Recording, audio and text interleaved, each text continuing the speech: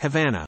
Developing nations on Saturday declared September 16 the annual Day of Science, Technology and Innovation in the South, as they prepared to wrap up a two-day summit on the subject.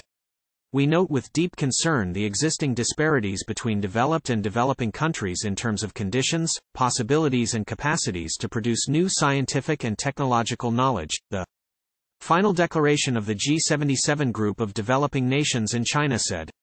We call upon the international community, the United Nations system and the international financial institutions to support the efforts of the countries of the South to develop and strengthen their national science, technology and innovation systems, the organization, which now counts 134 countries, stated.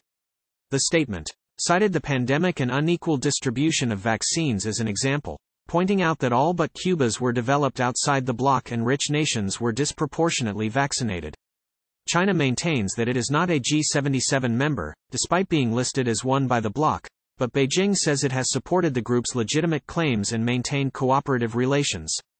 Cuban President Miguel Díaz-Canel, whose country holds the organization's presidency this year, said on Friday that UN data shows that 10 countries account for 90% of patents and 70% of exports of advanced digital production technologies.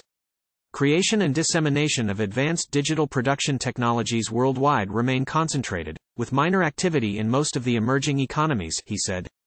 The G77, which is the largest within the United Nations by population and number of members, called for a special meeting to tackle the issues raised at the summit. The 46-point final declaration reiterates long-standing demands for a more equitable international economic and social order which it states is impossible without ending developed country technological domination. At the same time, it calls for more cooperation between member nations in science, technology and innovation as strategies for their development. Brazilian President Luiz Inácio Lula da Silva told the gathering Saturday the group should promote sustainable industrialization, investment in renewable energy, in the bioeconomy and low-carbon agriculture, without forgetting that we do not have the same historical debt as rich countries for global warming. While more than 100 member delegations participated in the summit, only Brazil and a few dozen others were led by heads of state. Reuters.